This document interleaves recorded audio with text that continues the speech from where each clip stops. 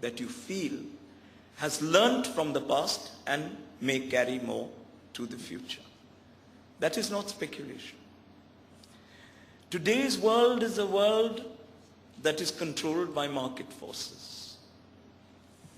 We may like them, we may dislike them.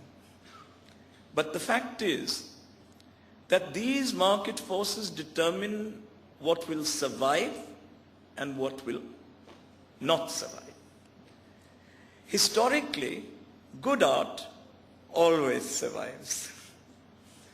I remember my aunt was painted by Shergill as a young girl, and that painting was in my mother's family home. That was looted in 1947, but the portrait survived. It survived and finally ended up in the National Gallery of Pakistan from Zubayda Aga's collection. But it was stolen again. So, the interesting thing about art is that you may not be known, as Ramachandran pointed out, but there's nothing to stop you being known in future if what you have done actually responds to certain forces. If you look at the figures of the last auction today, I find that most of these artists have done very well. Indian artists have sold for over 1 crore, many of them. That's Hussain, Padamsi, Manjeet Bawa, Raza.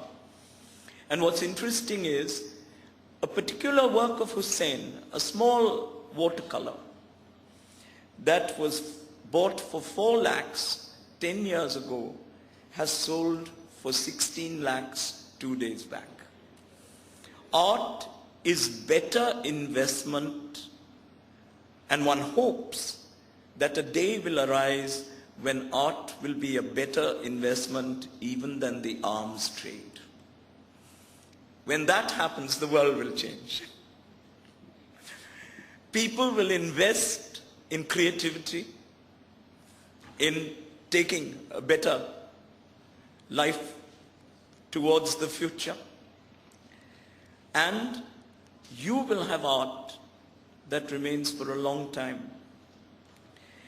And there was a man who I'd like to quote for you, because you'll never get his books easily now. It's a man called A.V. Lunacharsky. He said, as we grow richer, art will enter the life of the mass of people more and more broadly, not only in the form of great social art, but also penetrating the dwellings of the workers and peasants and filling them with joy. That is the future that we are looking for. And that requires investment too. Because sometimes we think of investment as a dirty word, because we think of it as speculation. Speculation is gambling. It's nothing else. But investment is a scientific way of putting your money in such a place that something creative and better develops out of it. In fact, there were 2 young students who just brought me from my home, and one of them is from Kanpur.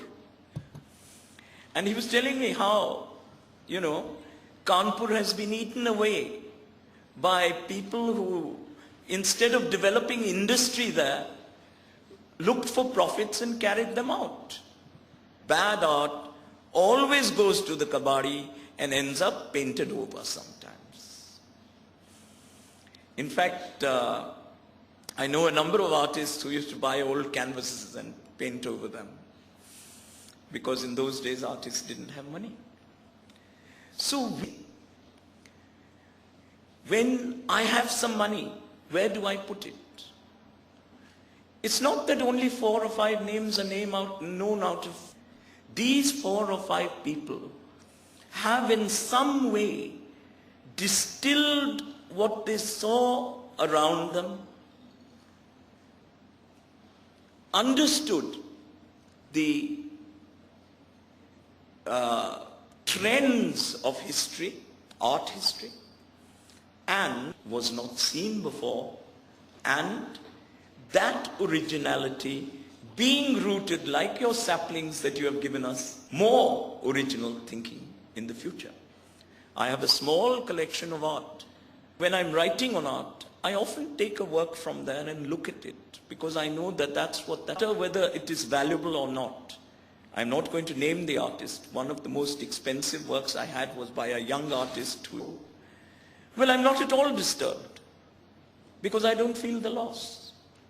But I have a postcard of Rup Krishna, where Rup Krishna's opinion of Mahatma Gandhi's action after Chauri Chaura, and he has made 3 figures in saffron. A Sufi. At that time, saffron belonged to the whole of the Indian people as sacred. We were part of. When you look at, we have narrowed down our understanding. That, what a great past was ours, and how great we can make it. That will survive, teaches you a lesson like that. Works, has started writing letters saying that you have these old share scripts, can we buy them? So I still wouldn't sell them. I mean, you know, the sentimental value is more than anything you'll get out of it. So like a Dutch share, I would say, for those who are really wealthy, the best investment in art is to invest in the artist. Thank you. Somebody has a question, yes.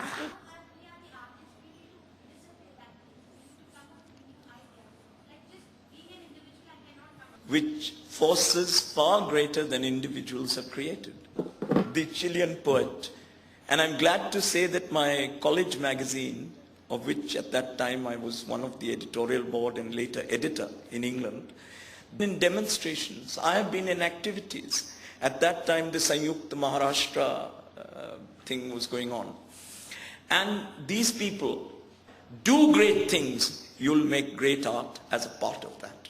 Thank you.